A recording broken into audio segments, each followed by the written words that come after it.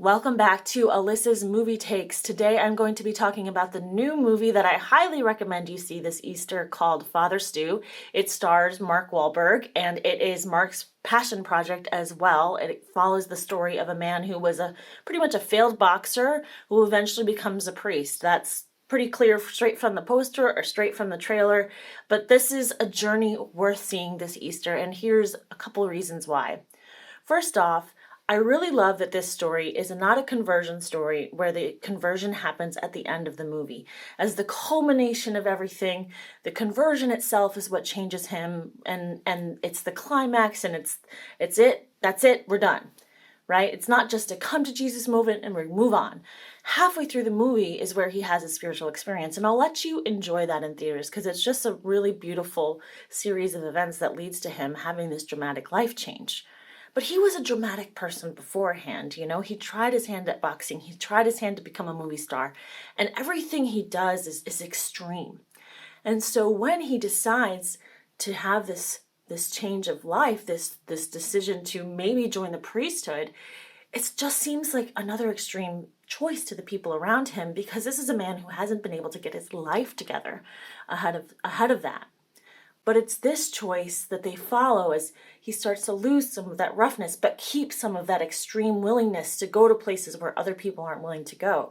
That makes this an interesting story to watch. Now, it also stars Mel Gibson as Bill, Stu's dad, and Jacki Weaver as Kathleen, his mom. This is another great reason to see this movie. These are two people who've been destroyed by grief. Stu has pretty much been destroyed by grief too, for the same reason.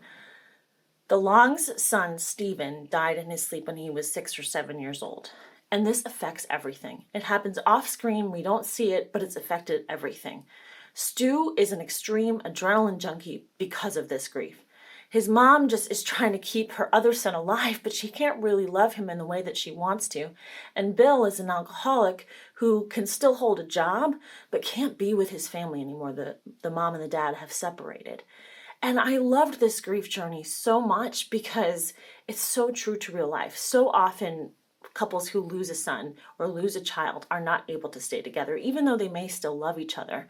And it just affects everything else in their life. It's like they become frozen statues in time to the time when they lost their son. And it's Stu's faith journey that allows them to start living life again. And even it's Stu's suffering, because he does get a hard diagnosis at some point, that allows them to have somewhat of a mercy moment to get to retry to do things as parents that they couldn't do the first time around because there was so much loss in their life. Beautiful grief journey. I would say I wish there was a little more chance to grieve Stephen toward the end of the movie. That's not a spoiler. It's just that I wish that there was a moment where we felt a little more closure with that storyline, because it's almost there, but we don't get it fully. As well as the tears in this movie, you will also laugh.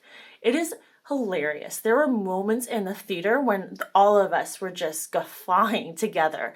And it's situational comedy. Mark Wahlberg's one-liners, he's known for that. There's a lot of physical comedy. And then there's just moments where it's just that dry humor that pops up in a second when you're not expecting it, that makes you just really, really laugh. I'm really glad that Mark put some time and effort into this because it's so needed. We have so many movies that come out around Easter that aren't tied to religion or aren't tied to, the story of the death and resurrection of Jesus. Sometimes we get one, Miracles from Heaven, Risen, Breakthrough. I enjoy these stories too, even if they fall short of something like The Passion's glory, because they still let us know that the events of the death and resurrection of Jesus have an effect on other people's life.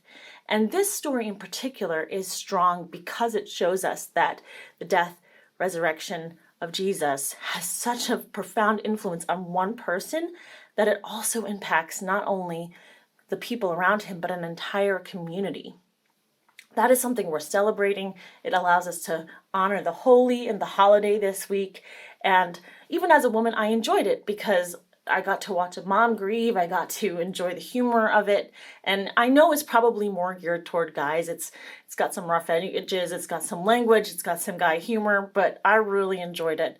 I really felt like I was brought along on a story that's so rare to see, such a transformation over time. And Most of the time it's like one-off. It's like, oh, and then everything was fine. And everything's not fine for Stu when he has this religious experience, but it's a start. It's a starting point. As you know, I'm a person of faith, so I enjoyed it from that perspective. But I would also encourage people who don't have a faith background, but like Mark Wahlberg movies, like if you like The Fighter, you'll probably like this movie too, because it follows those similar themes of watching sort of a dysfunctional family find their feet again. There was a tiny issue for me with the sound. It's hard to hear some of the lines. Some of the lines get lost. So, I mean, that's just a little bit of editing, and maybe when it's on streaming it will be easier to see with the subtitles. So there's some rough edges with the language and with the editing, but because it's such a powerful story, it really did not take away from the movie for me at all. There's certain stories that I would rather see in theaters than see on streaming first, and this is one of those, because when I saw it in theaters with the people around me, it felt like we were having this shared spiritual experience. And that for me is so rare, to feel that I am experiencing something of the hand of God or the mystery of God with a bunch of other people around me, laughing, crying, being moved by a true story. So if you can, go see it this weekend. Honor the death and resurrection of Jesus. One of those mysteries that says suffering can also bring life. And this is a movie that says suffering can also bring life, bring second chances.